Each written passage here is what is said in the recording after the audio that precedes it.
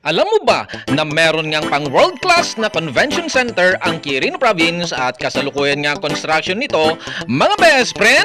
Kung hindi mo pa nga nakikita, tara, samahan mo nga ako sa video na ito. Make sure na papanoorin mo ang video na ito at ipapakita ko sa'yo.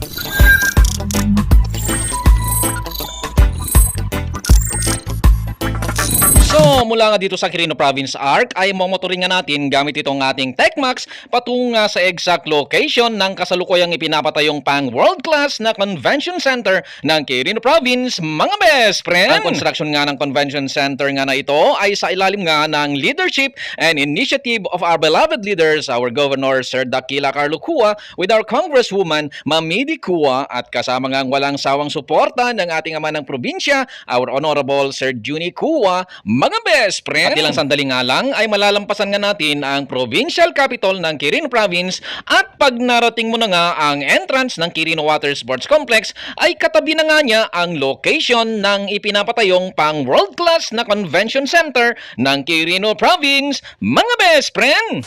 Quirino Province Convention Center is naumpisahan pa noong 2019. Naglaan ang government natin ang 50 million para dun sa phase 1 niya funded by DPWH. And then ngayon may phase 2 funded under GSF na 200 million. Ay no, loan pala, loan. Excuse me, sorry. Loan na 200 million from LBP. Ongoing na, nasa 20% na yung accomplishment niya. Then meron din tayong in-implement ng DPWH na 80 million.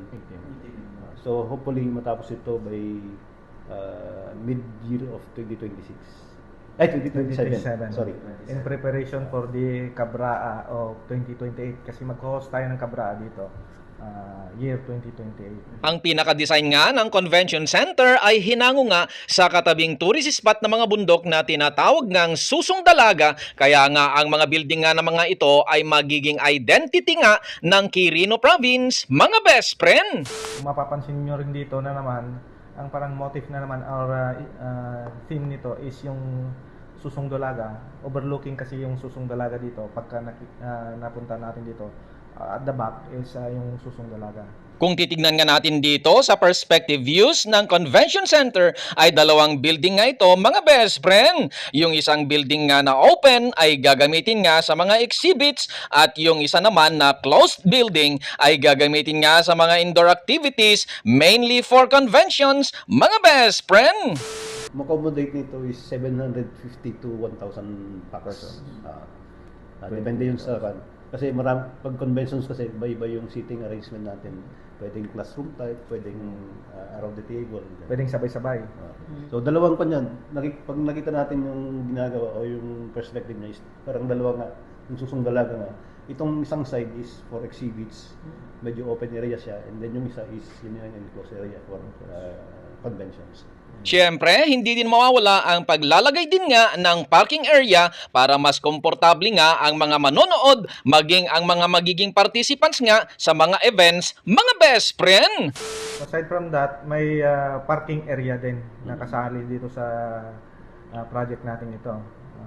Kasalukuyan na rin ginagawa ang embankment nito. Works niya. So hindi nasasayang yung retaining wall. So yung from yung sa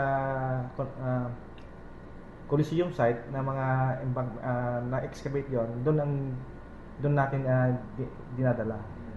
So walang nasasayang na lupa galing sa Coliseum site. Grabe, nakakalula nga din talaga ang inilaan na pondo para sa construction nga ng pang world-class na convention center ng Quirino Province, at ina-expect nga na matatapos nga ang construction nito by mid-year of 2027, mga best friend.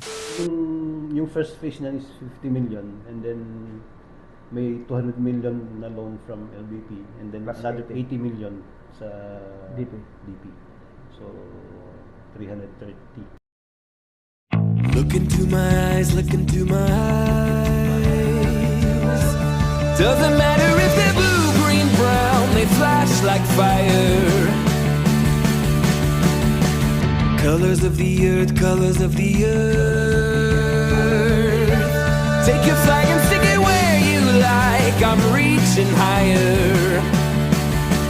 Oh darling, and if you think the planet's gray,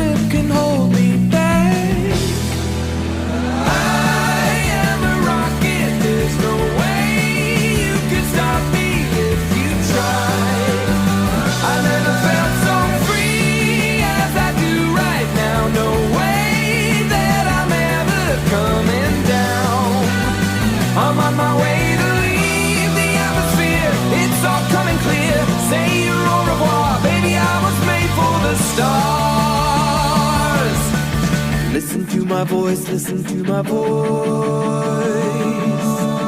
Coming at you like a lion's roar, I won't go quietly.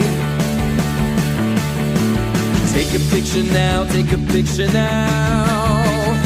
Go on, point the hubble at me, don't lose sight. I'm high society. Oh honey, if you believe in gravity, just watch and learn. I am a rocket, there's no way you could stop me if you tried. I never felt so. At kung sakali mang umabot ka nga sa parte ng video na ito, ay maaari mo bang i-comment sa comment section kung parehas din ba kitang na-excite sa mga sunod-sunod na mga proyekto nga ng Quirino Province, mga best friend? Paki-comment na rin kung taga saan ka para malaman ko din kung saan aabot ang video na ito. At kung sakali mang hindi ka pa naka-follow, baka naman! Favor naman mga best friend, baka pwede naman po ninyong paki-follow at suportahan yung isa kong Facebook page, Best Friend ng Quirino. Mga best friend, ito po ang inyo pong kaibigan Best Friend Moto na nagsasabing, when you ride, live your pride, at sa Diyos lamang umasa, at huwag sa maling akala. Sharing is caring mga best friend. See you po in my next video. If you try.